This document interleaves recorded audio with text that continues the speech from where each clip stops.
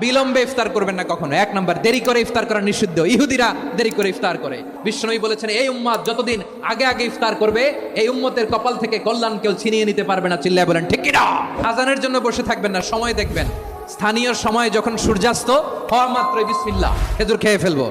2 number, রমাদানের পবিত্রতা বজায় রাখবো। কোনো তর্ক বিতর্ক অশ্লীলতায় আমরা জড়াবো না, ঝগড়া করবো না, সরাসরিও না, ফেসবুকেও না। কালি দিলে বলবেন ইন্নী ইমরুউন সায়েম, আমি রোজাদার। ব্যাড হ্যাবিট থাকলে রমাদানে এটা ছাড়ার মহা সুযোগ।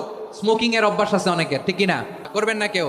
যদি কারো থাকে, কে করে হাত তোলালাম না আমি। এই রমাদানে এই স্মোকিং হ্যাবিট থেকে আমরা বেরিয়ে আসবো, ঠিক কিনা বলেন? 3 নাম্বার, আমরা মিথ্যা বলবো না।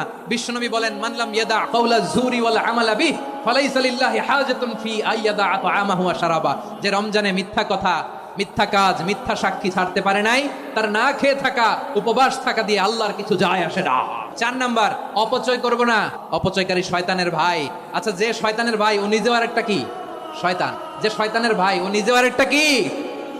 অপচয় করব না। ইফতারি করতে যে আমরা অনেকে অপচয় করি, এগুলো করবেন আপনারা না। অপচয় অপব্যয় করব না। 5 নম্বরে, রিয়া, লোক দেখানো ইবাদত আমরা করব না। লোক দেখানোর জন্য নামাজ, রোজা, জিকির, তেলাওয়াত, দান সদকা এগুলো করলে আল্লাহর দরবারে এগুলো কবুল হবে। বিশ্বনবী বলেন, দাজ্জালের ফিতনার চেয়ে একটা বড় ফিতনার ভয় আমি করি। সেটা কি? আর রিয়া, শো অফ মেন্টালিটি, লোক দেখানো মানসিকতা। এটা থেকে আমরা বিরত থাকবো ইনশাআল্লাহ। 6 নাম্বার, অনেক গুরুত্বপূর্ণ। ব্যবসায়ী ভাইয়েরা অনেক অসাধু